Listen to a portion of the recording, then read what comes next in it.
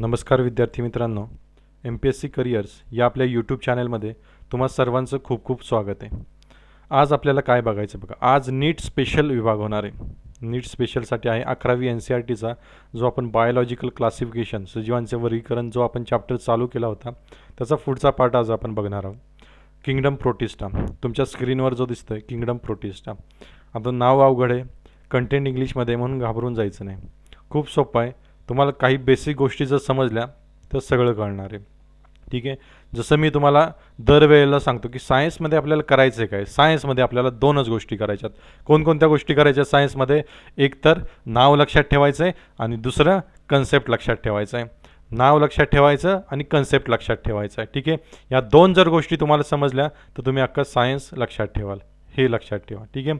त्यासाठी डायग्रॅमॅटिकली तुम्हाला दाखवतो, व्हिज्युअलाइज झालं पाहिजे तुम्हाला, त्यासाठी डायग्रॅमसुद्धा घेऊन येतो मी.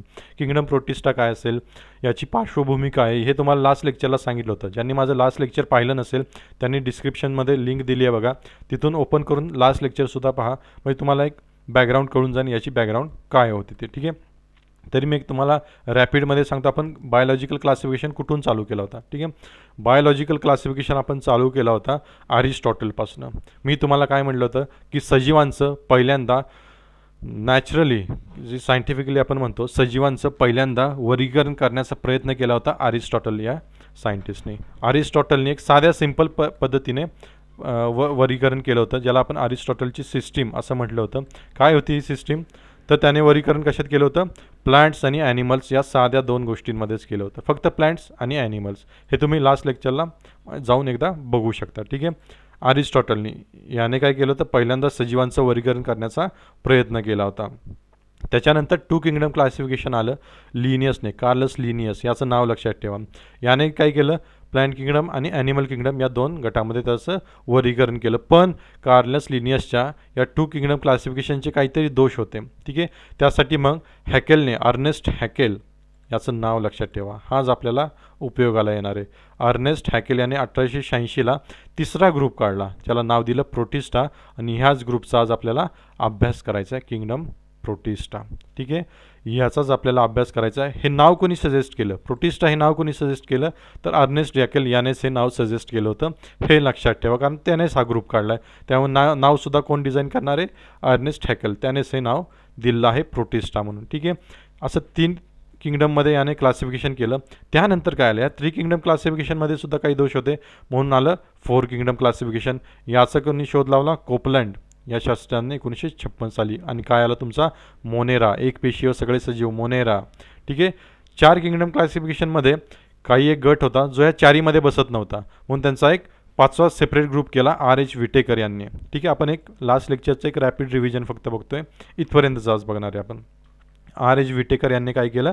1969 साली एक 5वा ग्रुप काढला, कारण जो ग्रुप ह्या किंगडम मोनेरामध्येही बसत नव्हता, प्रोटिस्टामध्येही बसत नव्हता, प्लॅन्टीमध्येही बसत नव्हता आणि ॲनिमलियामध्ये बसत नव्हता, तो त्याने 5वा केला RH विटेकर यांनी, किंगडम फंजाय किंवा फंगाय काही म्हणू शकता यात तुम्ही.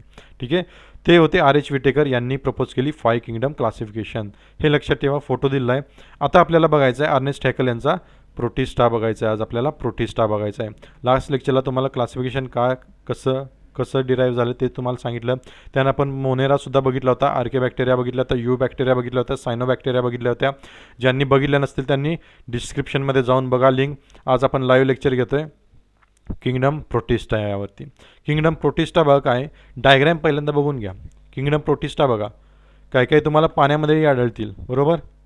पाण्यामध्ये काय काय दिसत आहेत का? बघा इथं बघा, हे पाण्यामधलं आहे. काय काय पाण्यामध्ये आढळतील, काय काय तुम्हाला जमिनीवरती आढळतील, बरोबर ना?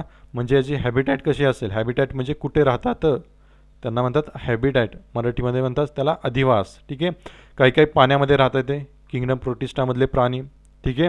काय काय सॉईलमध्ये म्हणजे जमिनीमध्ये काय काय राहतं ते, काही काही जमिनी ज्या मॉइश्चर असतं म्हणजे आर्द्र असतात जमिनी, त्यामध्ये राहतं ते. हे हॅबिटॅट एक्झामसाठी खूप महत्त्वाचं आहे, लक्षात ठेवा.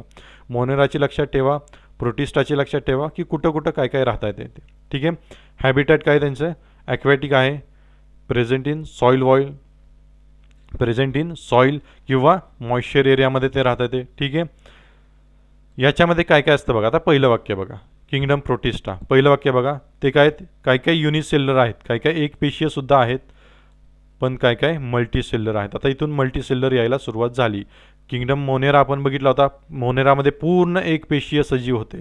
आता प्रोटिस्टामध्ये काय एकपेशीयसुद्धा आहेत आणि बहुपेशीयसुद्धा आहेत, मल्टीसेल्युलरसुद्धा आहेत. पण याच्यात सगळ्यात महत्त्वाचं काय तर हे आहेत युकॅरियोटिक ऑर्गॅनिझम्स. कसे आहेत? युकॅरियोटिक्स. आता युकॅरियोटिक्स आणि प्रोकॅरियोटिक्स काय याचा तुम्हाला मी फरक शोधून आणायला सांगितला होता. युकॅरियोटिक कशाला म्हणायचं आणि प्रोकॅरियोटिक कशाला म्हणायचं. हा यू याचा अर्थ काय होत असेल?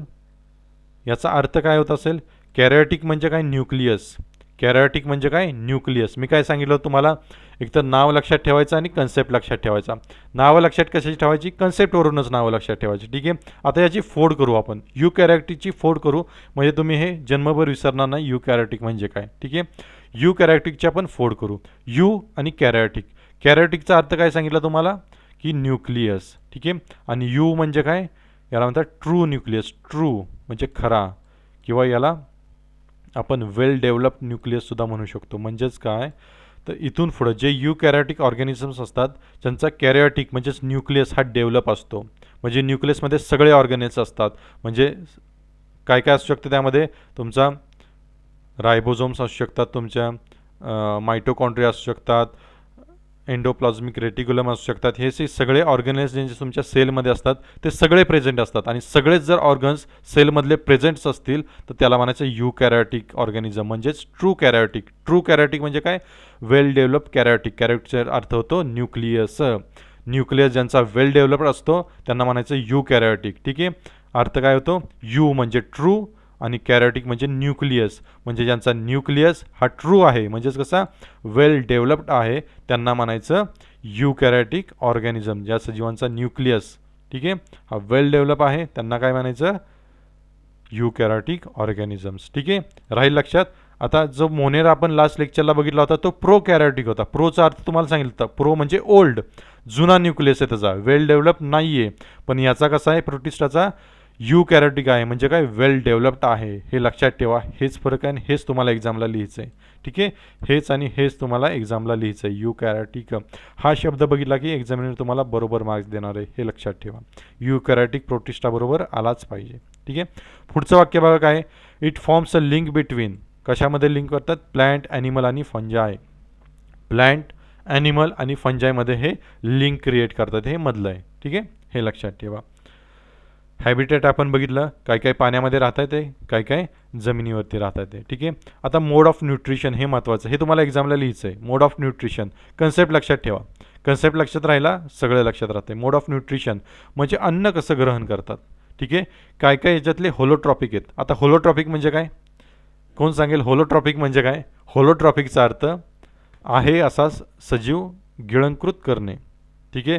समोर भक्ष्य दिसलं की आहे असा खाऊन टाकणे. ठीक आहे. एका घासामध्ये याला म्हणायचं होलोट्रॉपिक. ठीक आहे. एखादा जर अन्नपदार्थ तुम्हाला आवडला तुम्ही कसं एका घासात खाऊन टाकता तसंच तोच प्रकारे तुमचा होलोट्रॉपिकचा. ठीक आहे. म्हणजे प्रोटिस्टा काय करतात? काय काय यातले ऑर्गॅनिझम जे आहेत प्रोटिस्टामधले भक्ष्य दिसलं ते आहे असं गिळंकृत करून टाकतात. त्यालाच म्हणायचं होलोट्रॉपिक. कन्सेप्ट नीट लक्षात ठेवा. त्याला म्हणायचं होलोट्रॉपिक. नाही तर पुस्तकामध्ये नुसतं होलोट्रॉपिक दिलं आहे त्याचा अर्थ दिला नाही आहे मग कळत नाही मुलांना. तर तो अर्थसुद्धा लक्षात ठेवा. होलोट्रॉपिक समजला? आहे असं गिळंकृत करणे त्याला म्हणायचं होलोट्रॉपिक. सॅप्रोफायटिकचा अर्थ तुम्हाला लास्ट लेक्चरला सांगितला होता. सॅप्रोफायटिक म्हणजे काय? जे मेलेल्या पदार्थांवरती जगतात ना त्यांना म्हणायचं सॅप्रोफायटिक. ठीक आहे. सॅप्रोफायटिक. पॅरासायटिक तुम्हाला माहिती आहे दुसऱ्यांवरती जगणारे. आणि सिम्बॉयंट्स. सिम्बॉयंट्स म्हणजे काय? दुसऱ्याभोवती सहजीवन करून जगतात. दुसऱ्या ऑर्गॅनिझमबरोबर सहजीवन करून जगतात त्यांना म्हणायचं सिम्बॉयंट्स. ठीक आहे. असं याचं मोड ऑफ न्यूट्रिशन. नोट डाऊन करून ठेवा. सगळ्या नोट्स तुम्हाला सबमिट करायच्या आहेत. हे सगळं नोट डाऊन करा आणि रनिंगमध्येच नोट्स काढा. ठीक आहे. रिप्रोडक्शन. यांचं रिप्रोडक्शन कसं होतं? मोस्टली असेक्शुअल आहेत, अलैंगिक. मोस्टली हे असेक्शुअल आहेत. पण काही काही जे ऑर्गॅनिझम्स आहेत प्रोटिस्टातले ते सेक्शुअली रिप्रोडक्शन करतात. काही काही करतात पण मोस्टली कसे आहेत? असेक्शुअल आहे. हे वाक्य आलं पाहिजे. ठीक आहे.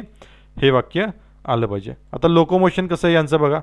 लोकोमोशन कसं आहे ते बघू. म्हणजे हालचाल कशी कशी करतात. हालचाल करतात का? तर करतात. कसे कसे करतात ते बघा. काही काही कसे करतात? काही काही नॉन मोटाईल्स आहेत बरं का. काही काही नॉन मोटाईल आहेत म्हणजे हालचाल करत नाहीत. काही काही कसे आहेत? काही काहींना सिलिया आहे, काही काहींना फ्लॅजेला आहे आणि काही काहींना सुडोपोडिया आहे. ठीक आहे. हे प्रकार आहेत हालचाल करणाऱ्या अवयवांचे. काही काहींकडे सिलिया असतो, म्हणजे केसासारखा जो अवयव असतो हालचाल करण्यासाठी त्याला सिलिया म्हणतात. ठीक आहे. ज्यांना एक शेपटासारखा प्रकार असतो त्याला फ्लॅजिला म्हणतात. असे त्यांचे प्रकार आहेत. म्हणजे काही काही जण सिलियामुळं लोकोमोशन करतात, ते हालचाल करतात, ते काही काही जण फ्लॅजिलामुळं हालचाल करतात, ते काही काही सुडोपोडियामुळं. ठीक आहे. आता एक्झामला काय विचारतात, कोणकोणते प्राणी सिलियामुळं करतात हालचाल, काय काय कोणकोणते प्राणी फ्लॅजिलामुळं करतात, कारण कोणकोणते प्राणी सुडोपोडियामुळं करतात हालचाल. हे एक्झामला तुम्हाला MCQला विचारतात एक्झामसाठी, आणि ते खूप महत्त्वाचं आहे, ते आपल्याला पुढे येणारच आहे. फक्त इथं कन्सेप्ट आला म्हणून सांगतोय तुम्हाला, हे लक्षात ठेवा. ठीक आहे. सिलियामुळं कोण करेल हालचाल ते बघायचं आहे आपल्याला, फ्लॅजेलामुळं कोण कोण करते ते आपल्याला बघायचं, तिथं लक्ष ठेवायचं फक्त. ठीक आहे. आणि लास्ट लेक्चरला सांगितलं होतं, ऑर्गॅनिझम आला की लक्षात काय ठेवायचं, त्याची हॅबिटॅट कोणती आहे, कुठं राहतो येतो, आणि त्याची सेल वॉल कशाने बनलेली हे आपल्याला लक्षात ठेवायचं. ठीक आहे. लक्षात ठेवलं नसेल तर तिथं लक्षात ठेवा, सेल वॉल कशापासून बनलेली आहे. तुम्ही जर नोट्स ज्या लिहिल्यात तिथं स्टार करूनच ठेवा, सेल वॉल कशाने बनलेली आहे, खूप महत्त्वाचं आहे. ठीक आहे. पुढं बघूया, डायग्राम एकदा बघून घ्या. हे तुमचे प्रोटिस्ट वेगवेगळ्या प्रकारचे. ठीक आहे. आता पुढं बघूया, किंगडम प्रोटिस्टामध्ये आपल्याला अभ्यास कशाचा करायचा आहे. किंगडम प्रोटिस्टामध्ये आपल्याला अभ्यास कशाचा करायचा आहे. प्रोटिस्टा इन्क्लूड्स क्रायसोफाइट्स, डायनोफ्लॅजिलेट्स, युग्लिनॉइड्स, नाइमोड्स आणि यांचा अभ्यास करायचा. तर या 5 जणांचा जो तुम्ही अभ्यास केला, नावं अवघड जरी वाटत असेल पण सोपे आहेत बरं का. मी तुम्हाला सांगणार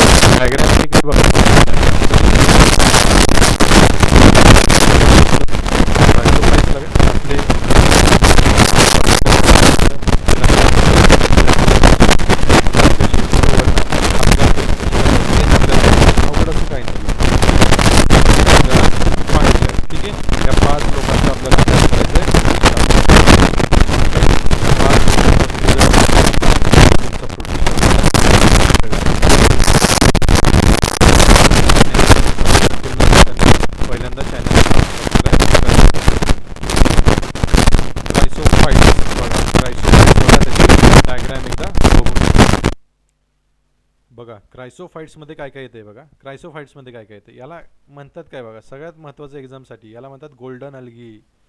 डायग्राम तुम्ही बघितलं असेल, गोल्डन कलर दिसतो इथं तुम्हाला सगळा, बरोबर. गोल्डन गोल्डन गोल्डन कलर दिसतात आणि एक्झाम पॉईंट ऑफ व्ह्यूला हेच विचारतात, बरोबर. गोल्डन अल्गी, आणि आपण क्रायसोफाइट्स बघितलेलाच नसतो, त्यामुळे गोल्डन अल्गी येईल असं आपल्याला वाटतच नाही. त्यासाठी डायग्राम दिले तुम्हाला बघा. गोल्डनमध्ये दिसतंय सगळं, याला म्हणतात गोल्डन अल्गी. क्रायसोफाइट्स म्हणजे इथून पुढं तुमच्यासमोर क्रायसोफाइट्स हा शब्द आला की तुम्हाला गोल्डन अल्गी हे समजलंच पाहिजे, हा शब्द आलाच पाहिजे, फ्लॅश झालाच पाहिजे. क्रायसोफाइट्स म्हणजेच गोल्डन अल्गी हे तुमच्यासमोर आलंच पाहिजे, हे लक्षात ठेवा. ठीक आहे. हॅबिटॅट काय याची, हॅबिटॅट काय, राहतात कुठं बघा. मी काय म्हटलं होतं, हॅबिटॅट सेल वॉल एवढं लक्षात ठेवायचं. ठीक आहे. राहतात कुठं, ॲक्वॅटिक फ्रेश वॉटरमध्ये राहतात, म्हणजे जी तळी वगैरे आहेत सरोवर त्यामध्ये राहतात, किंवा आणि मराईन वॉटरमध्ये राहतात, म्हणजे समुद्राच्या पाण्यात हे राहतात. ते म्हणजे काय, हॅबिटेट यांचं काय तर पाण्यामध्ये हे राहतात. क्रायसोफाइट्स कुठं राहतात, ज्याला आपण गोल्डन अल्गी म्हणतो, हे पाण्यामध्ये राहतात ते. ठीक आहे. हे मायक्रोस्कोपिक आहेत, म्हणजे हे आपल्या डोळ्यांनी दिसत नाहीत, तर आपल्याला मायक्रोस्कोप खाली ह्याला बघावं लागतं. Most of then are phyto planktons. Phytoplanktons म्हणजे काय, जे जलावरती तरंगणारे जे सजीव असतात ना त्यांना फायटोप्लँक्टन्स असं म्हटलं जातं. ठीक आहे.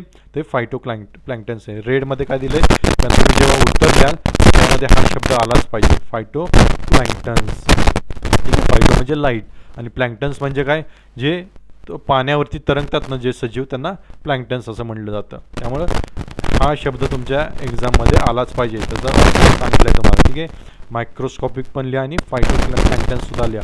आणि तुम्ही जेव्हा असे शब्द लिहिताना जे महत्त्वाचे आहेत, जसं मी आता रेडमध्ये लिहिले त्या खाली अंडरलाईन करत जावा. ठीक आहे. तसे आपले मार्क्स जे ते गेन होतात, हे लक्षात ठेवा नेहमी. ठीक आहे. आता महत्त्वाचं आलं, तुमच्या आवडता आला गोष्ट, सेल वॉल कशाने बनलेली आहे. ठीक आहे. सेल वॉल याची आहे इनडिस्ट्रक्टिबल, म्हणजेच काय, ती नाश पावत नाही. इनडिस्ट्रक्टिबल सेल वॉल आहे का, कारण ती बनलेली आहे सिलिकापासून बनलेली, त्यामुळे अशी रिजिड आहे एकदम, आणि ती डिस्ट्रक्ट होत नाही. इनडिस्ट्रक्टिबल आहे सेल वॉल तुमची, कारण ती बनलेली आहे सिलिकापासून. ठीक आहे. हा शब्द आला पाहिजे आणि हा शब्द समजला पाहिजे. ठीक आहे, समजलं सेल वॉल कशाने बनलेली आहे? सेल वॉल बनली सिलिकापासून आणि ती आहे इनडिस्ट्रक्टिबल. ठीक आहे, लक्षात ठेवा. आहे पुढं काय डायटम्स बघा, काय यातलाच घटक एक डायटम्स. त्यांची cell wall, the cell wall makes 2 thin overlapping shells which fit like a soap box on the outer surface. आता ह्याचा अर्थ काय बघा, हा त्याचा आकार सांगतात. ह्यातला एक जर तुम्ही डायटम्स काढला तर त्याचा आकार कसा असतो?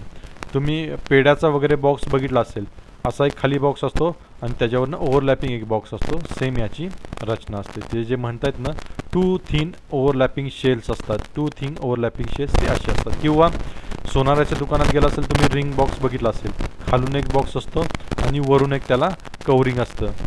असंच कवरिंग असतं डायटम्स तुमच्या क्रायसोफाईट्सचं. जे त्यांनी म्हटलं आहे ना 2 थिन ओव्हरलॅपिंग शेल्स, ते सोप बॉक्ससारखे. सोप बॉक्स म्हणजे काय तर असंच खालून एक आणि वरून एक त्याला कवरिंग बॉक्ससारखं टाकलेलं असतं, त्याला म्हणतात सोप बॉक्ससारखं कवरिंग. आणि सेम याचं कवरिंग असंच असतं क्रायसोफाईट्सचं. ठीक आहे, कन्सेप्ट लक्षात आला. पुढं जाऊया. ठीक आहे, पुढं काय दिलं बघा, यांचा उपयोग काय काय होतो, कुठं कुठं होतो उपयोग असं दिलं त्यांनी. आणि हे खूप महत्त्वाचं उपयोग. ठीक आहे, काय दिले बघा, used in polishing, filtration of oils and syrups. Syrup तुम्ही जे पिता, सिरप्स किंवा ऑइल्स असतात वेगवेगळ्या प्रकारचे, त्यांचं फिल्ट्रेशन करण्यासाठी याचा उपयोग होतो. हे वाक्य तुमच्या एक्झाममध्ये आलंच पाहिजे, उत्तरामध्ये आलंच पाहिजे. ठीक आहे, यांचा उपयोग होतो पॉलिशिंगमध्ये. ठीक आहे, पॉलिशिंगमध्ये आणि त्याचं फिल्ट्रेशन करण्यासाठी, ऑइल्स आणि सिरपचं फिल्ट्रेशन करण्यासाठी याचा उपयोग होतो. आलंच पाहिजे क्रायसोफाईट्सचं. ठीक आहे, यांना काय म्हटलं जातं? यांना म्हटलं जातं chief producers in the oceans. काय म्हटलं जातं? Chief producers in the ocean. समुद्रामधले प्रोड्युसर. प्रोड्युसर तुम्हाला पर्यावरणामध्ये तुम्हाला कळतं, प्रोड्युसर भक्षक असतात वरती. ठीक आहे, त्यातले हे प्रोड्युसर्स म्हणजे जे उत्पादक ज्याला म्हटलं जातं मराठीमध्ये. ठीक आहे, हे अन्न तयार करतात ते, आणि यांनी जे अन्न तयार केलंय त्याच्यावरती समुद्रातले जे जीव आहेत ते जगतात, त्यांना म्हटलं जातं प्रोड्युसर्स. लक्षात आलं? राहिलेले बघा, diatoms are the chief producers in the ocean. हे चीप प्रोड्युसर्स आहेत, चीप उत्पादक आहेत. ठीक आहे, लक्षात ठेवा, म्हणजे चीप प्रोड्युसर्स आहेत. हे अन्न तयार करतात आणि ह्यांनी अन्न तयार केल्यानंतर जे सजीव आहेत समुद्रातले किंवा पाण्यातले ते याच्यावरती जगतात. त्यामुळे यांना चीप प्रोड्युसर्स म्हणलं जातं. आणि हे वाक्य तुमच्या उत्तरामध्ये आलंच पाहिजे. आपण बघतो क्रायसोफाईट्स. आणि क्रायसोफाईट्स काय, प्रोटिस्टामधला एक आहे घटक. ठीक आहे, क्रायसोफाईट्स दिसतंय, क्रायसोफाईट्स हे आपण बघतोय. आता काय बघणार, प्रोटिस्टा बघतोय आपण. ठीक आहे, त्यामध्ये पहिला तुमचा क्रायसोफाईट्स हा पूर्ण झाला आहे. लक्षात ठेवायचं काय, गोल्डन अल्गी असं म्हटलं जातं याला, क्रायसोफाईट्सला. आता आपण बघूया डायनोफ्लॅजेलेट्स. बघूया आपण डायनोफ्लॅजेलेट्स. नाव खूप अवघड वाटतंय ना, असं डेंजर असं नाव वाटतंय ना. आता ब्रेकडाऊन करूया, म्हणजे सोपं वाटायला लागेल. ठीक आहे, सगळं ब्रेकडाऊन करून घ्यायचं. डायनो, डायनो म्हणजे काय, टू. डायनोचा अर्थ काय होतो, टू. डायनो म्हणजे टू. आणि फ्लॅजेलेट्स म्हणजे फ्लॅजेला. डायनोचा अर्थ म्हणजे तो, फ्लॅजेला म्हणजे हालचाल करतं ना फ्लॅजेला, ते फ्लॅजेला. कुठे दाखवतो पण जो सर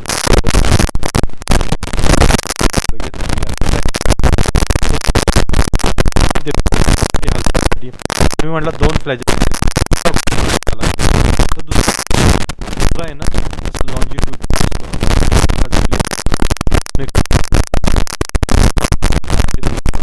दिसला, त्यामुळे डायनोफ्लॅजेलेट्स म्हणतात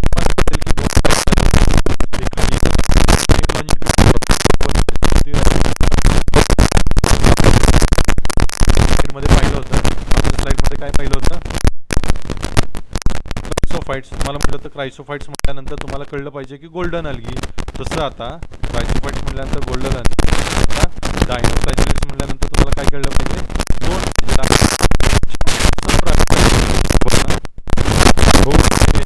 हॅबिटॅट वगैरे बघून घेऊया काय काय. बघा, हॅबिटॅट मोस्टली मराईन. मेजॉरिटी जे डायनोफ्लॅजेलेट्स आहेत ते मराईन आहेत, म्हणजे काय, समुद्राच्या पाण्यात राहतात. मराईन म्हणजे काय, समुद्राच्या पाण्यात राहतात ते. अँड आर फोटोसिंथेटिक आहे, स्वतःचं अन्न स्वतः तयार करतात, हे लक्षात ठेवा. फोटोसिंथेटिक आहे डायनोफ्लॅजेलेट. वेगळे पण आहे पाहिजे तुमच्या बरोबर ना. ॲपियर कसे दिसतात बघा, yellow, green, brown, blue, red, बरोबर ना. पिगमेंट असतात ना त्यामध्ये त्या कलरचे दिसतात. तर तुम्ही इथं म्हणाल की इथं जरा ब्लॅक अँड व्हाईटच दिसते, कारण कॉपी पेस्ट केली ती ब्लॅक अँड व्हाईट, त्यामुळे ते कसं ब्लॅक अँड व्हाईट दिसतं. याचा कलर असते ग्रीन, ब्ल्यू या कलरमध्ये ते सापडतात. मी आजची डायग्राम काय केली कारण पुढचा पॉईंट मला एक्सप्लेन करायचा होता. बघा, सेल वॉलचा, cell wall has stiff cellulose plates. Stiff म्हणजे काय, स्टिफ हट्टी असं शब्दशः त्याचा अर्थ होतो स्टिफचा इंग्लिशमध्ये. ठीक आहे, स्टिफ म्हणजे कठीण, कडक, त्याला म्हणतात स्टिफ. लक्षात राहील, कठीण, कडक. हे जे ना बघा ठोस असं काय म्हणतात आपण, चिलखत असल्यासारखं दिसतं का त्याचं कवर, एकदम कडक आहे असं. ठीक आहे, तेच दिलंय त्यांनी. सेल्युलोज प्लेट्स, एकदम सेल्युलोज प्लेट, कठीण, कडक एकदम, ऑन द आउटर सरफेस. बरोबर का, हे आलं पाहिजे तुम्हाला, हे जमलंच पाहिजे. ठीक आहे, cell wall has stiff cellulose plates. आता हे जर रंगीत दाखवलं असतं तर कळालं नसतं, त्यासाठी ब्लॅक तुम्हाला दाखवलं. कडक एकदम चिलखतासारखंच एकदम, बरोबर ना.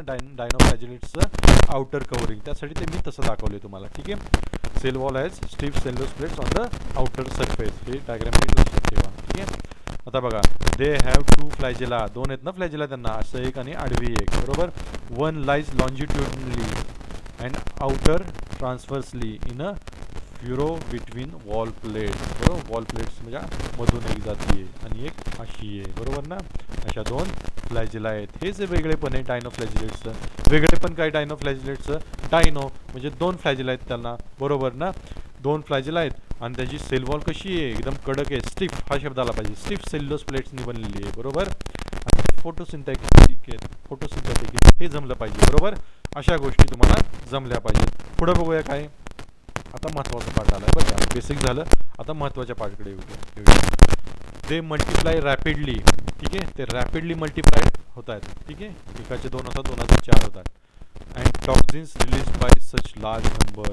ते काय करतात, टॉक्झिन म्हणजे विष, विष असं स्प्रेड करतात. आता ते राहतात समुद्रामध्ये, म्हणजे विष कुठं स्प्रेड करणार, समुद्रामध्ये. लक्षात घ्या, ते असे रॅपिडली मल्टिप्लाय होतात आणि विष एकदम असं रॅपिडली त्यांच्या बाहेर पडतं आणि ते विष तयार करतात. And kill other marine animals such as fishes. आणि ते पाण्यामध्ये माशांनी वगैरे ते विष प्यायल्यानंतर, त्यांच्या पोटामध्ये गेल्यानंतर, तोंडामध्ये गेल्यानंतर जे माशासारखे जे आणखी जे ऑर्गॅनिझम सजीव आहेत ते मरून जातात. हे लक्षात ठेवा. ठीक आहे, त्यातलं ते एक आहे डायनोफ्लॅजिलेट, त्याचं नाव खाली दिलं आहे बघा, काय, गोनायलॅक्स. काय त्याचं नाव, गोनायलॅक्स. हा जो आहे डायनोफ्लॅजिलेट्स तुमचा, हा एक रेड, तुम्हाला सांगतो मी, बघा काय दिलं आहे, that contains a reddish brown pigment. हा जो डायनोफ्लॅजिलेट आहे ना, याचं नाव दिलं तुमचं गोनायलॅक्स. म्हणजे हा जो डायनोफ्लॅजिलेट आहे त्याच्यामध्ये काय असतं बघा, दॅट कंटेन्स काय असतं, reddish brown pigment. Reddish brown pigment असतात त्या लालसर कलरचे. अँड इज रिस्पॉन्सिबल फॉर, कशासाठी तो रिस्पॉन्सिबल आहे, ओकेजनल रेड टाईड्स, रेड टाईडसाठी. ठीक आहे, टाईड म्हणजे लाटा, ज्या समुद्राच्या लाटा येतात ना, पण कशा, रेड, लाल लाटा. कधी कधी समुद्राच्या लाटा या लालसर कलरच्या दिसतात ना, तुम्ही बघितलं असेल, बघितलं नसेल तर एकदा जाऊन बघा कशा दिसतात ते. मी तुम्हाला डायग्राम सुद्धा दाखवणार आहे माझ्याकडे डायग्राम, ते दाखवणार आहे तुम्हाला. त्या रेड कलरच्या ज्या लाटा दिसतात ना बघा, या अशा, तर बघा तुम्हाला रेड कलरच्या लाटा दिसत असतील, दिसत आहेत ना, या आल्यात बघा. हा समुद्राचा किनारा आहे असा, हा किनारा आहे समुद्राचा, आणि इथं रेड टाईड्स आल्यात बघा. टाईड्स म्हणजे लाटा, ज्या लाल रंगाच्या लाटा दिसत आहेत का इथं, ह्याच त्या लाटा आहेत. ठीक आहे, ह्या कशामुळे येत आहेत, ते गायनोलॅक्स, हा जो डायफ्लॅजिलेट आहे त्याकडे असा रेडिश ब्राऊन पिगमेंट्स असतात आणि त्या मल्टिप्लाय रॅपिडली होत आहेत ना, खूप संख्येमध्ये त्यांचं मल्टिप्लिकेशन होतं, एकदम खूप लार्ज संख्येमध्ये ते येत आहे, त्यामुळे त्याच्या लाल रंगाच्या लाटा त्या दिसत आहेत. आणि याच्यामुळे काय होते, ते टॉक्झिन्स पण बाहेर टाकतात, ते विषारी पदार्थसुद्धा बाहेर टाकतात ते. आणि ते माशासारख्या पदार्थांनी, माशासारख्या सजीवांनी जर ते खाल्ले तर ते मरत आहेत. ते इथपर्यंत त्याचा दुष्परिणाम होत नाहीये. हे एवढं डेंजरस आहे ना, लक्षात घ्या, लक्ष द्या नीट, हे एवढं डेंजरस आहे. आता समजा तुम्ही एक कॉमन सेन्सने विचार करा, लॉजिक आहे बघा, जर हे जर विष बाहेर टाकता येते इथपर्यंत, बरोबर, बाहेर टाकलेलं विष जर माशांनी खाल्लं तर मासे मरता येते, बरोबर. ते जर मासे माणसांनी खाल्ले तर माणसंसुद्धा त्यांना विषाची बाधा होती, हे लक्षात ठेवा. यांना पर्यावरणाच्या भाषामध्ये एन्व्हायरमेंटमध्ये म्हटलं जातं बायो ॲक्युम्युलेशन. हा शब्द तुम्हाला पर्यावरणामध्ये येईल, इथं नाही येईल हा शब्द, पण पर्यावरणामध्ये येईल बायो ॲक्युम्युलेशन. जे MPSCचा अभ्यास करतात त्यांनी लक्षात ठेवा, याला म्हणतात बायो ॲक्युम्युलेशन. पहिल्यांदा विषाचा साठा कोणाकडे होता, तर गायनोलॅक्सकडे होता, डायनोफ्लॅजिलेटकडे होता, बरोबर. त्यानंतर तो कोणाकडे गेला, माशाकडे गेला, मासा मेला. त्यानंतर तो कोणाकडे गेला साठा, जे ज्यांनी मासा खाल्ला त्या माणसांकडे गेला, बरोबर ना. याला म्हणतात बायो ॲक्युम्युलेशन. ठीक आहे, बायो ॲक्युम्युलेशन म्हणतात. म्हणजे अन्न साखळीमध्ये एखादा पदार्थ पुढं सरकत जातो, बरोबर ना, आणि साठा होत राहतो त्यांच्या शरीरामध्ये, याला म्हणायचं बायो ॲक्युम्युलेशन. हा पर्यावरणातला शब्द आहे, इथं याचा काही उपयोग नाही, फक्त स्पर्धा परीक्षांसाठी लक्षात ठेवा. ठीक आहे. याच्यामुळं काय होतंय, गोनायलॅक्समुळं काय होतंय, हा जो डायनोफ्लॅजिलेट आहे याच्यामुळं रेड टाइड्स येतात, लाल लाल लाल लाल तुमच्या लाटा येतात, ते हा विषारी आहे. ही ती डायग्राम आहे, लक्षात ठेवा. दिसतात का लाल लाटा, दिसतात का, या आहेत त्या लाल लाटा. लाल लाटा म्हटलं की तुम्हाला डायनोफ्लॅजिलेट लक्षात आलं पाहिजे. 2 फ्लॅजिल आहेत पण किती विषारी येते बघा, 2 फ्लॅजिल आहेत पण किती विषारी येते बघा डायनोफ्लॅजिलेट. ठीक आहे, या आहेत त्या लाल लाटां समुद्र. पुढचा युग्लिनॉइड. आपण आत्तापर्यंत काय काय बघितलं बघा, प्रोटिस्टामध्ये बघितलं आपण, पहिल्यांदा बघितला क्रायसोफाइट्स म्हणजे गोल्डन अल्गी, हे तुमच्या लक्षातच राहिलं पाहिजे. ठीक आहे. त्यानंतर डायनोफ्लॅजिलेट म्हणजे रेड टाइड्स, हे लक्षातच राहिलं पाहिजे तुमच्या, 2 फ्लॅजिल आहेत याला. आता तिसरा बघायचं आपल्याला युग्लिनॉइड्स. हे मी मागच्या लेक्चरला थोडंसं युग्लिनाबद्दल सांगितलं होतं. युग्लिनॉइड ह्या घटकामधला एक्झाम्पल आहे तुमचं युग्लिना. डायग्राम बघा कशी आहे त्याची, हिरवं हिरवं दिसतंय का, कारण का युग्लिनाला एक मी शब्द वापरला होता लास्ट लेक्चरला, आठवतंय का तुम्हाला बघा. युग्लिनाला मी असा शब्द वापरला होता युग्लिनाला, की it's a connecting link between काय, कनेक्टिंग लिंक बिटवीन काय म्हटलं होतं, collecting link between plant and animal. कारण का ते प्लांट सारखे स्वतःचं अन्न स्वतः तयार करता येते, कारण ते हिरवे आहेत, बरोबर ना, स्वतःचं अन्न स्वतः तयार करता येते. आणि काय ॲनिमल सारखे ते हालचाल करतात, ते बघा त्यांना फ्लॅजिला आहे का फ्लॅजिला, म्हणजे ते लोकोमोशन करतात, ते मुवमेंट करतात. ते वनस्पती करतात का लोकोमोशन, नाही करत, प्राणी करतात. पण वनस्पतींसारखं ते स्वतःचं अन्न स्वतः तयार करतात, कारण त्यांच्याकडे हिमोग्लोबिन कारण त्यांच्याकडं ग्रीन पिगमेंट आहे, बरोबर. आणि प्राण्यांसारखे ते लोकोमोशन करता येते, म्हणजे त्यांना म्हटलं जातं connecting link between plants and animals, बरोबर. राहील लक्षात ठेवा. युग्लिनॉइड्स हे आहेत युग्लिनॉइड्स. कुठं राहतात ते बघूया आपण, हॅबिटॅट राहतात ते मेनली फ्रेश वॉटर ऑर्गॅनिझम्स, एकदम फ्रेश पाण्यामध्ये राहतात, म्हणजे गोड्या पाण्यामध्ये म्हणतो ना आपण मराठीमध्ये, तसे राहतात ते. ठीक आहे. आणि it's a connecting link between plant and animal, आत्ताच सांगितलं, connecting link between plants and animal. Cell wall तुमचा महत्त्वाचा तुमचा कन्सेप्ट, सेल वॉल कशाने बनलेली आहे, cell wall, lack cell wall महत्त्वाचंच आहे आणि महत्त्वाचंच आहे. याच्यामध्ये सेल वॉलच नाही आहे, लॅक म्हणतात, सेल वॉल लॅक आहे म्हणजे सेल वॉलच नाही आहे, बरोबर. बट काय, have a protein rich layer, प्रोटीनचा एक लेअर असतो, त्याला काय म्हटलं जातं, पॅलिकल, ज्याला काय म्हटलं जातं पॅलिकल. आता हे वेगळंपण आहे युग्लिनामधलं. आता हा पॅलिकल हा शब्द तुमच्या उत्तरामध्ये आला पाहिजे, बरोबर ना, म्हणजे तुम्हाला आउट ऑफ मार्क मिळतील. असं महत्त्वाचं जे काय ते तुम्ही लिहिलं पाहिजे, तेव्हाच तुम्हाला मार्क्स मिळणार आहेत, बरोबर. आता महत्त्वाचं काय, तर युग्लिनॉइड्समध्ये सेल वॉलच नसते. सेल वॉलच नसते, पण एक प्रोटीनचा लेअर असतो, ज्याला काय म्हटलं जातं, पेलिकल असं म्हटलं जातं. ठीक आहे. कशासाठी असतं, फ्लेक्झिबिलिटीसाठी, जे थोडीशी फ्लेक्झिबिलिटी देतं. राहील लक्षात. हॅबिटेट काय, तर ते गोड्या पाण्यात राहतात, ते म्हणजेच काय फ्रेश वॉटरमध्ये. It's a connecting link between plant and animal, आत्ताच सांगितलं. आणि सेल वॉलच नाही आहे, पण एक प्रोटीनचा लेअर आहे, ज्याला काय म्हटलं जातं, पेलिकल म्हटलं जातं. ठीक आहे. नोट डाऊन करा महत्त्वाच्या गोष्टी आहेत. ठीक आहे, नोट डाऊन करा आणि सबमिट करा. मी चेक करून परत देणार आहे तुम्हाला, सबमिट करा. ठीक आहे, त्यासाठी नोट डाऊन नीट करा. ओके. दे हॅव 2 फ्लॅजिला, यांच्याकडे 2 फ्लॅजिला असतात. ठीक आहे, एक मोठा असतो आणि एक छोटा असतो. बघा मी तुम्हाला दाखवतो. हा एक मोठा फ्लॅजिला आहे आणि एक छोटासा, इथे एक शेवटला एक छोटासा फ्लॅजिला असतो, म्हणजे इथे सुद्धा 2 फ्लॅजिला आहेत.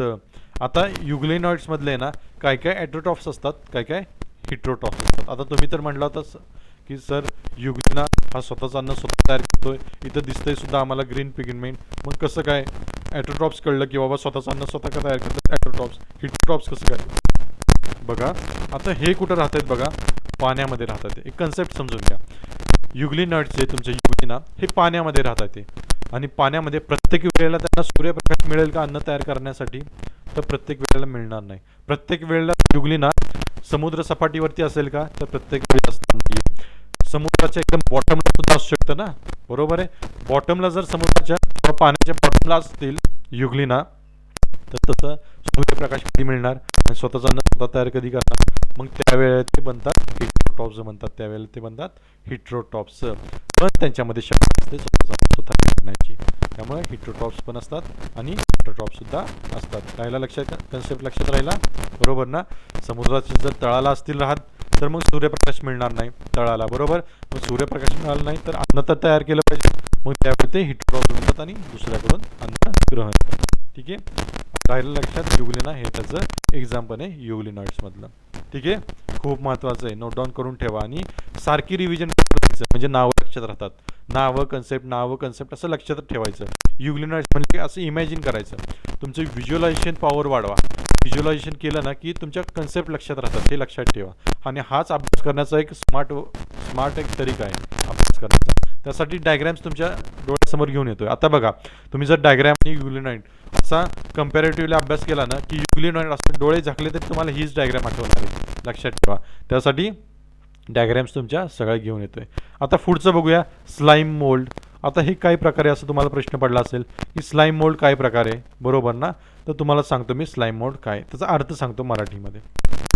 अवघड असं काही नाही आहे, अवघड काही नसतं, फक्त ते आपल्याला समजत नसतं. जेव्हा समजतं तेव्हा ते सोपं वाटायला लागतं. त्यामुळे मी म्हणतो की समजून घ्या, बरोबर ना, समजून घ्या, अवघड काही नाही आहे. ठीक आहे, स्लाइम मोल्ड म्हणजे स्लाइम म्हणजे काय माहिती का, असं चिकटपणा असतं ना, चिकटपणा जिथं जिथं त्यांना म्हणतात स्लाइम. आणि असं चिकटपणाचे जे असतात त्यांना म्हणतात स्लाइम मोल्ड्स. ठीक आहे, चिकटपणा असं एवढं लक्षात ठेवा. हॅबिटॅट तुम्हाला डायग्राम दाखवतो. ठीक आहे, नंतर बघून घेऊ, कन्सेप्ट बघून स्लाइम मोल्डचे. हॅबिटॅट कुठं राहतं, हे सगळं तुमचं प्रोटिस्टामधलेच चालले, फक्त कसं प्रोटिस्टाचं सुद्धा घटकामध्ये वर्गीकरण केलं. ठीक आहे, पहिल्या काय पण डायनोफ्लॅजेलेट्स वगैरे आता बघितलं आपण, स्लाइम मोल्ड्स बघतोय. ठीक आहे, युग्लिनॉइड्स बघतोय, हे सगळं प्रोटिस्टामधलेच आहे, फक्त तुम्हाला ते घटकामध्ये वर्गीकरण करून दिलेले आहेत, एवढंच आहे याच्यामध्ये. ठीक आहे, आता हॅबिटॅट बघूया. कुठं राहतात, डिकेइंग व्हेजिटेशन्स म्हणजे जे कुजलेले पदार्थ असतात ना, तिथेही यांची वाढ होत असते, लक्षात ठेवा. म्हणजे लॉन्स असतात ना कॉमनली, किंवा मॉइस्ट असतात, खूप असे आकार असतात जिथं पाणी वगैरे असतं, त्या भागामध्ये हे राहतात. ठीक आहे, बघूया पुढचं डायग्रामच बघा तुम्ही. डायग्रामच म्हणजे तुम्हाला कळेल. बघा, हा कुजलेला पाला पाचोळा आहे बघा, त्यावरती असे वाढलेत बघा, डॉट डॉट डॉट डॉट पांढरे पांढरे दिसत आहेत, त्या असे वाढलेले, चिकचिकापणा आला असतो यांना. इथं बघा वरती, इथं करेक्ट कळेल तुम्हाला. बघा, हळूहळू असं फुटिंग झालेलं आहे यांचं. ठीक आहे, असं जे कुजलेल्या पदार्थांवर त्यांना म्हणतात स्लाइम मोल्ड. ठीक आहे, आता तुम्हाला नीट कळालं असेल स्लाइम मोल्ड म्हणजे काय. थोडंसं नाव अवघड वाटतंय ना, आता समजलं असेल स्लाइम मोल्ड म्हणजे काय. ठीक आहे, स्लाइम मोल्ड्स बघत होतो आपण. बघा, हॅबिटेट काय तर तुम्हाला सांगितलं कुजलेल्या पदार्थांवरती हे वाढतात, बरोबर. मोड ऑफ न्यूट्रिशन काय याचं, सॅप्रोफायटिक. सॅप्रोफायटिकचा अर्थच सांगितला होता तुम्हाला. जे कुजलेले किंवा डेड झालेले पदार्थ ज्यांच्यावरती ते जगतात त्यांना म्हणतात सॅप्रोफायटिक. डेड पदार्थांवरती जगणाऱ्या सजीवांना म्हणतात सॅप्रोफायटिक. जे मेलेल्या पदार्थांवरती जगतात त्यांना म्हणतात सॅप्रोफायटिक. लक्षातच ठेवा, सायन्ससाठी खूप महत्त्वाचं आहे. ठीक आहे, तर लिहिलंच आहे कंसामध्ये. ओके, प्लाझ्मोडियम बघा काय. Plasmodium is the aggregation of slime moulds form under favourable conditions. म्हणजे स्लाइम मोल्ड्स एकत्र केल्या खूप स्लाइम मोल्ड्स तयार होतं तुमचा प्लाझ्मोडियम, लक्षात राहील. ठीक आहे, अंडर अनफेवरेबल कंडिशन म्हणजे फेवरेबल कंडिशन नसेल, ठीक आहे, प्रतिकूल असेल कंडिशन, तेव्हा काय होतं, अनुकूल कंडिशन असेल तेव्हा plasmodium differentiates and forms fruiting bodies bearing spores at the tips. म्हणजे जसं डायग्राममध्ये मगाशी दाखवलं होतं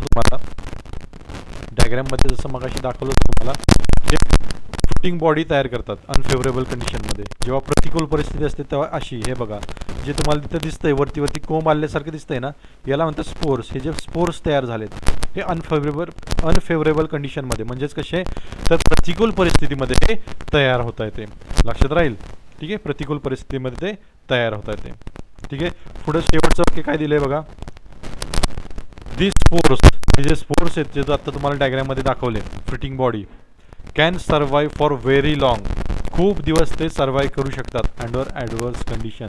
किती ॲडवर्स कंडिशन असेल, किती प्रतिकूल कंडिशन असेल ना, तरी ते सर्वाईव्ह करू शकतात आणि त्यांना ट्रू वॉल्स असतात. हे बघा, हे फ्रिटिंग बॉडी, हे स्पोर्स आहेत, हे तुमचं स्लाईम मोल्ड आहे. हे तुमचं स्लाईम मोड आहे जे कुजलेल्या मेलेल्या पदार्थांवरती जगतात नाही, हे तुमचं स्लाईम मोड आहे, लक्षात घ्या. आणि अनफेवरेबल कंडिशनला काय म्हणले त्यांनी की असं हे स्पोर तयार होतात. हे जे फ्रुटिंग बॉडी दिसते ना, हे जे बीजाणू तयार झालेले असतात, स्पोर म्हणजे काय, बीजाणू, तुम्हाला माहितीच आहेत. हे जे तयार झालेत ना ते अनफेवरेबल कंडिशनला तयार होतात. हे तुमचं आहे तुमचं स्लाईम मोड. यात हॅबिटॅट लक्षात ठेवा आणि मोड ऑफ न्यूट्रिशन लक्षात ठेवा. सॅप्रोफायटिक हा शब्द आलाच पाहिजे स्लाईम मोडला. ठीक आहे. म्हणजेच काय तर कुजलेल्या आणि जे कुजलेले पदार्थ आहेत किंवा डेड झालेले पदार्थ आहेत त्यांवरती ते जगतात. आता शेवटचा टाईप आपला प्रोटोझोआन्स. एवढं झालं की तुमचा प्रोटिस्टा संपला. प्रोटोझोआन्स काय बघा तुमचे प्रोटोझोआन्स. आता प्रोटिस्टावरनंच प्रोटोझोआन्स आले असणार आहेत ना. चला फोड करायची वेळ आली, याची फोड करू आपण. चला, प्रोटो आणि झोन्स. हे झोआन्स आहे ना, हा ॲक्च्युली शब्द असा आहे, झू म्हणजे माहिती तुम्हाला प्राणी. झून म्हणजे जंतू, प्राणी ज्याला, किंवा प्राणी म्हणू शकतो, किंवा जंतू असं जे म्हणतो आपण. पण कसले प्रोटो म्हणजे काय असले ओल्ड. प्रोटोचा अर्थ काय होतो ओल्ड. कन्सेप्ट. प्रोटो म्हणजे ओल्ड, जुने. झुन्स म्हणजे जंतू किंवा प्राणी, काही म्हणू शकतो आपण. जंतू किंवा प्राणी त्यांना झुन्स असं म्हणले जाते. पण कसे, प्राणी असू द्या नंतर जंतू असू दे, पण कसे पाहिजेत ओल्ड, त्यांना म्हणलं जातं प्रोटोझोआन्स. तुमच्या प्रोटिस्टामध्ये किंवा प्रोटोझोआन्समध्ये अमिबा येतो. अमिबा सगळ्यांना माहिती आहे, एक पेशीय सजीव, ज्यांपासून सगळ्या सजीवांची नंतर निर्मिती झाली, बरोबर ना. ते ह्या गटात येतात, ह्या गटामध्ये ते युनिसेल्युलर असतात प्रोटोझोआन्स. आता प्रोटिस्टाच्या पहिल्या कॅरेक्टर्सला आपण बघितलं होतं. प्रोटिस्टा काही प्रोटिस्टा युनिसेल्युलर असतात, पण मेजॉरिटी कसे मल्टीसेल्युलर आहेत. काही युनिसेल्युलर आहेत पण मेजॉरिटी कसे आहेत मल्टीसेल्युलर आहेत. आता जे युनिसेल्युलर आहेत ना, काही जे म्हटलं होतं ते हे आहेत प्रोटोझोआन्स, युनिसेल्युलर आहेत, एक पेशीय. आणि याच्यामध्येच काय येतं, अमिबा येतं तुमचा याच्यामध्येच. ठीक आहे. They are believe to be primitive म्हणजे काय, जुने, ओल्ड रिलेटिव्ह ऑफ ॲनिमल्स. त्यांनी काय वाक्य वापरले बघा इथं. They are believe to be primitive relative म्हणजे जुने रिलेटिव्ह, जुने नातलग आहेत ॲनिमल्सचे असं म्हणतात ते. प्रोटोचा अर्थच ओल्ड होतो, जुने आहेत, बरोबर. कारण याच्यापासूनच सजीवांची उत्क्रांती चालू झाली नाही, बरोबर. दे आर हेट्रोटॉपिक म्हणजे काय, दुसऱ्यावरती अन्नासाठी अवलंबून असतात. पहिला याच्यातला बघा अमिबॉइड प्रोटोझोआन्स म्हणजेच काय, अमिबासारखे, अमिबा, एंटामिबा, बरोबर. यांचं लोकोमोशन कशाने होतं, सुडोपोडियाने. मी म्हटलं होतं बघा पहिल्याच त्याला की कशाने कोणाचं लोकोमोशन होतं हे एक्झामला विचारतात. आता इथं आलंय बघा, सुडोपोडियामुळे कोणाचं होतंय, अमिबाचं. किंवा अमिबा कशामुळे हालचाल करतोय, तर सुडोपोडियामुळे करतोय, बरोबर आहे ना. मरायन अमिबा काय हॅव सिलिका शेल म्हणजे त्यांची शेल जे कवच आहे ते सिलिकापासून बनले. ठीक आहे. सम ऑफ आर पॅरासाइट, दुसऱ्यावरती अवलंबून असतात. एक्झाम्पल माहिती आहे तुम्हाला, अमिबॉइड प्रोटोझोआन्स, अमिबा आणि एंटामिबा. हे बघा डायग्राम ही सगळी अमिबाची आहे. आणि तुम्हाला माहिती आहे अमिबाचा शेप कसा असतो, इरेग्युलर, अनियमित असतो शेप त्यांचा, नियमित नसतो शेप त्यांचा. त्यामुळे डायग्राम सगळ्यात सोपी सायन्समध्ये कशाची असते, सगळ्यात सोपी डायग्राम सायन्समध्ये असते अमिबाची. कारण कसाही शेप काढला तरी तो अमिबाच होतो, तुम्हाला माहितीच आहे. त्यामुळे हे सगळे अमिबा आहेत तुमचे, अमिबॉइड ग्रुपमधले प्रोटोझोआन्स आहेत तुमचे. ठीक आहे. पुढचा कुठला आहे, फ्लॅजिलेटेड प्रोटोझोआन्स. ज्यांना फ्लॅजिलाने जे लोकोमोशन करतात ते फ्लॅजिलेटेड लोक, बरोबर ना. ते फ्लॅजिलेटेड, बरोबर. जे सुडोपोडियाने करतात ते अमिबॉइड आहेत. ठीक आहे. राहील लक्षात. फ्लॅजिलेटेड बघा मध्ये काय दिलंय बघा, फ्लॅजिला फॉर लोकोमोशन. ऑफकोर्स आहे लोकोमोशन ते फ्लॅजिलानच करणार, त्यामुळे तर नाव दिले फ्लॅजिलेटेड प्रोटोझोआन्स, बरोबर. फ्री लिव्हिंग ॲज वेल ॲज पॅरासायटिक. काही दुसऱ्यांच्या आतमध्ये राहतात किंवा काही फ्री लिव्हिंग आहेत, कसेही राहतात. ठीक आहे. ट्रायपॅनोसोमा कॉजेस स्लीपिंग सिकनेस, यातला जो घटक आहे ट्रायपॅनोसोमा, हा लक्षात ठेवा, नोट डाऊन करा, लगेच नोट डाऊन करा. ट्रायपॅनोसोमा नाव लिहा आणि लक्षातच ठेवा. हा काय करतोय बघा, सगळे MPSCचे विद्यार्थी सुद्धा लक्षात ठेवा, हा खूप महत्त्वाचा आहे. ट्रायपॅनोसोमा उद्या जर एक्झामला आला तर म्हणू नका की शिकवला नव्हता म्हणून. ट्रायपॅनोसोमा काय करतोय बघा, ट्रायपॅनोसोमा कॉजेस स्लिपिंग सिकनेस, हा आहे ना तुमच्या नर्वस सिस्टीमवरती अटॅक करतो, त्यामुळे स्लिपिंग सिकनेस येतो, सारखी झोप येते, असं सारखं कंटाळवाणं वाटतं की झोपावंसं वाटतं की थकवा जाणवतं खूप. हे कशामुळे होतं आहे, ट्रायपॅनोसोमा नाव लक्षात, पण लक्षात ठेवा ट्रायपॅनोसोमा नर्व्सवरती तुमच्या अटॅक करतोय आणि तुम्हाला स्लिपिंग सिकनेस देतोय. नोट डाऊन करा, खूप महत्त्वाचं आहे. ट्रायपॅनोसोमा हा कशातला आहे, फ्लॅजिलेटेड प्रोटोझोआस मधला आहे. आदिजीव आहेत हे सगळे, आदिजीव म्हणतो ना शब्द, आदिजीव बरोबर आहे ना, आदिजीव. प्रोटो म्हणजे ओल्ड म्हणलं होतं ना, आदी, आणि झुन्स म्हणजे जीव, आदिजीव प्रोटोझोआन्स, राहील लक्षात. आता सिलिएटेड प्रोटोझोआन्स, जे सिलियाने हालचाल करतात ते सिलिएटेड प्रोटोझोआन्स, बरोबर ना. त्यांना सिलिया म्हणजे काय असतं, असे केसासारखे बारीक बारीक बारीक बारीक असे त्यांना केसासारखे घटक असतात, ते काय करतात, लोकोमोशन करतात, लोकोमोशनसाठी ते वापरतात. सिलिया बघा काय दिले, cilia is present for locomotion of course, त्यामुळे सिलिएटेड प्रोटोझोआन्स म्हणले. सिलिया म्हणजे बारीक बारीक असे केसासारखे असं असतं सिलिया, लोकोमोशन, ठीक आहे. ॲज वेल ॲज न्यूट्रिशनसाठी सुद्धा सिलियाचा खूप वापर होतो. दे हॅव कॅव्हिटी, बघा इथं काढलाय आपण, ठीक आहे. पॅरामोशियमची डायग्राम आहे, पॅरामोशियम, त्याच्यामध्ये अशी कॅव्हिटी असते, पोकळी असते, ठीक आहे, ज्याला गुलेट असं म्हटलं जातं. डोळ्याला काही काही जण गलेट असं सुद्धा म्हणतात, त्या पोकळीचं नाव आहे गलेट, ठीक आहे. हे तुमच्या उत्तरमध्ये आलं पाहिजे. सिलिया कशाला असते, आता काय विचारतील, पॅरामोशियम जो आहे तो त्याच्या हालचालीसाठी कशाचा वापर करतो, आणि खाली ऑप्शन्स देतील, बरोबर ना. तुम्ही लिहिलं पाहिजे, पॅरामोशियम त्यांच्या हालचालीसाठी सिलियाचा वापर करतो. कशाचा वापर करतो, सिलियाचा वापर करतो त्याच्या हालचालीसाठी. आणि सिलिया म्हणजे काय सांगितलं तुम्हाला, असे केसासारखे बारीक बारीक बारीक बारीक असे धागे असतात, त्याला त्याच्यात तो हालचाल करतो आणि अन्न सुद्धा मिळवतो. लक्षात, पॅरामोशियम, ठीक आहे. पुढे बघूया, स्पोरोझोआन्स म्हणजे जे स्पोर तयार करतात, जे प्रोटोझोआ स्पोर्स तयार करतात ते स्पोरोझोआन. स्पोर्स म्हणजे काय, तुम्हाला म्हणलं जातं बीजाणू, त्यांना मराठीमध्ये बीजाणू म्हणतात ते, ठीक आहे. स्पोर्स वगैरे असे जे तयार करतात त्यांना म्हटलं जातं स्पोरोझोआन्स, ठीक आहे. Have an infectious spores like stage in their life cycle, ठीक आहे. इन्फेक्शियस असतात, इन्फेक्शियस तुम्हाला कळते, कोरोनामुळे आता इन्फेक्शियस तुम्हाला कळायला लागले बऱ्यापैकी, ठीक आहे. फक्त स्पोरोझोआन्स जे स्पोर्स तयार करतात त्यांचं एक्झाम्पल लक्षात ठेवा, प्लाझ्मोडियम. प्लाझ्मोडियम खूप महत्त्वाचं आहे बरं का, प्लाझ्मोडियम. या प्लाझ्मोडियमचं नाव लक्षात ठेवा, प्लाझ्मोडियमचं का ते मी तुम्हाला सांगतो, कारण या प्लाझ्मोडियममुळे होतो तुम्हाला मलेरिया होतो. कारण का, हा प्लाझ्मोडियम जो आहे तुमच्या, हा डासाद्वारे तुमच्या शरीरामध्ये जातो आणि त्यामध्ये स्पोर्स तयार करतो, मल्टिप्लाय होतात आणि आपल्याला मलेरिया होतो. त्यामुळे ह्या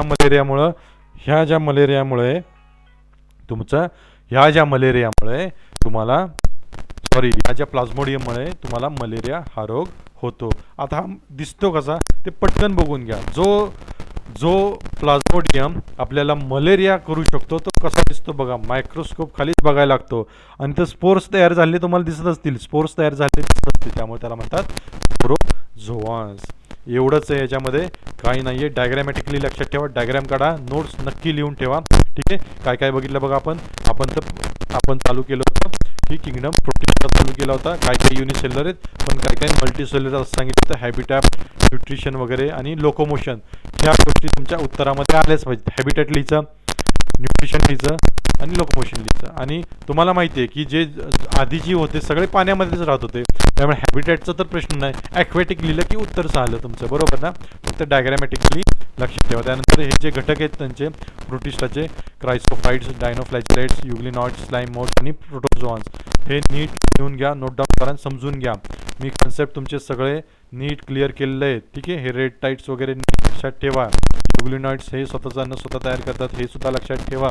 स्लाइम मोड्स म्हणजे काय, हे डायग्रॅम लक्षात ठेवा. त्यानंतर प्रोटोझोआन्स तुमचे अमिबा वगैरे हे प्रोटिस्टामध्ये येतात, हे लक्षात ठेवा, ठीक आहे. अमिबाचा ग्रुप विचारला जातो एक्झामला, हे लक्षात ठेवा, आत्तापर्यंत विचारलेला आहे, त्यामुळे अमिबाचा ग्रुपसुद्धा लक्षात ठेवा.